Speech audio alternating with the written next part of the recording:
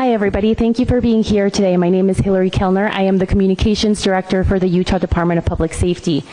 This evening, we have FBI Director Patel, FBI Deputy Director Dan Bongino, Special Agent in Charge Robert Bowles, Governor Spencer Cox, Lieutenant Governor Deidre Henderson, and Commissioner Anderson, as well as Commissioner Bo Mason, as well as some local partners here present with us today. Governor will kick it off. Thank you.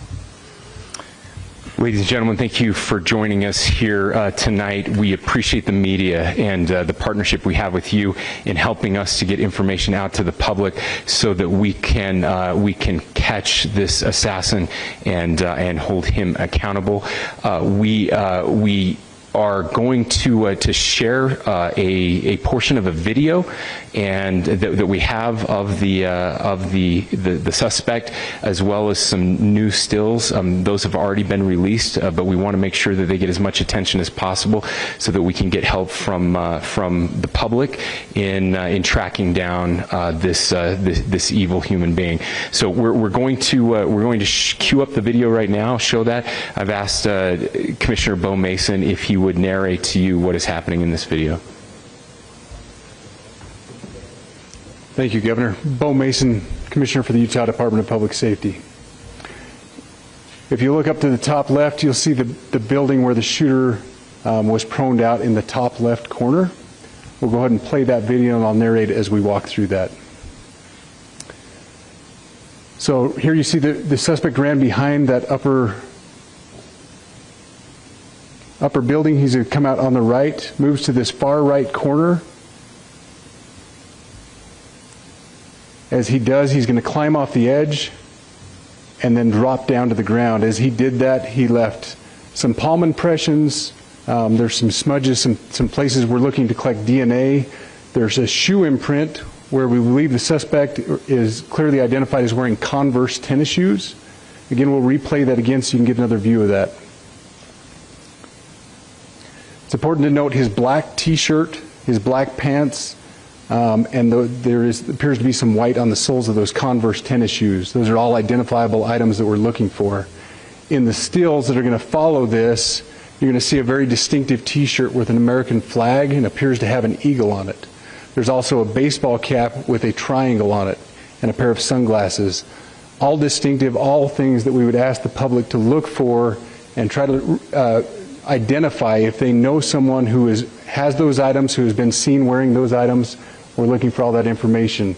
Here you see the suspect after dropping off the building. He moved around across this grassy area, around the parking lot. We're going to pan to the right.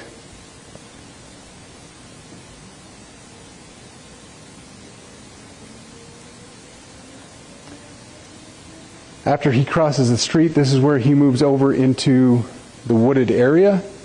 This is the video evidence that we utilize to track his movements and to locate that firearm in that wooded area following the discovery of this evidence.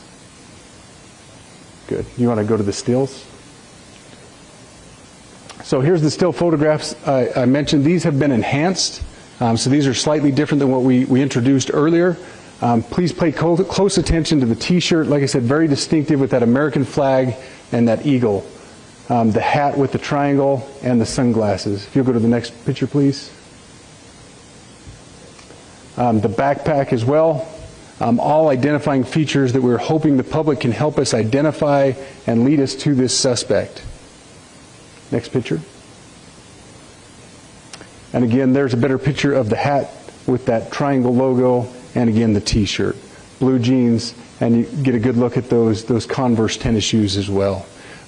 We have pushed these out. We'll continue to push these out, and we just ask for the public's cooperation through the public. The tips that have been coming in are what are giving us our next leads and enabling us to continue to further this investigation.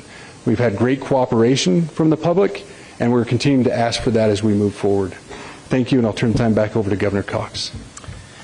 Thank Thank you so much, Commissioner Mason. I want to thank Director Patel and his team. It's great to have them on the ground with us tonight. We've had several briefings, and he's had an opportunity to walk the crime scene. We appreciate our local law enforcement here. Again, we have Mike Smith, who is the county sheriff here. We have all of our local chiefs of police that are here as well, all working hand in hand with the state and with the FBI as we move forward with this investigation. Now, I'll just give you a little warning. We will not be taking any questions at this time. We're giving you the latest information we have, being as transparent with everything that we have. But I do want to share a couple things that I think are important. We cannot do our job without the public's help right now. The public has answered our call for action. So far, we've received more than 7,000 leads and tips. I would just note that the FBI hasn't received this many digital media tips from the public since the Boston Marathon bombing. This case also highlights the dedication of our law enforcement community. We have 20 federal, state, and local law enforcement partners that are working shoulder to shoulder to find the person who committed this horrific crime. With their support, we've completed nearly 200 interviews. As you're aware, as has already been reported, the FBI is offering a $100,000 reward for information leading to the identification and arrest of the person responsible for the murder of Charlie Kirk.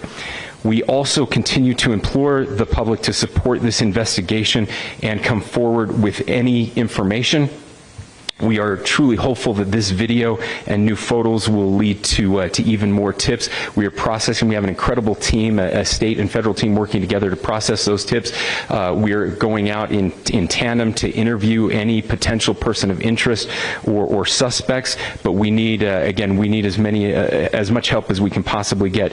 Any videos or photos that you might have, the public, should be submitted to our digital media tip line, which is www.fbi.gov/Utah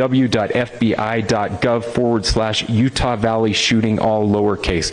Again, that is fbi.gov/Utah Valley shooting, all lowercase. You can also provide general tips about the shooting by calling 1-800-CALL-FBI. That's 1-800-CALL-FBI, or at tips.fbi.gov. This is, I would just say, this is not just a local matter here in Utah.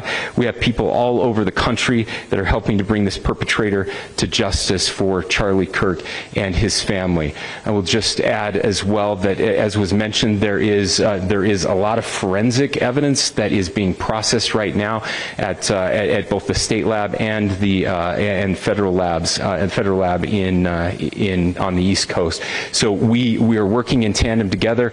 I would also just add a word of note for those people who are spending so much time on social media.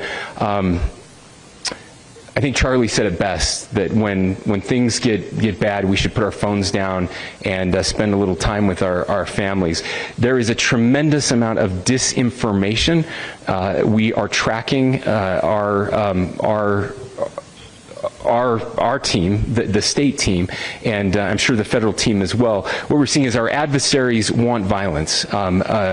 China, we have bots from Russia, China, all over the world that are trying to instill disinformation and encourage violence.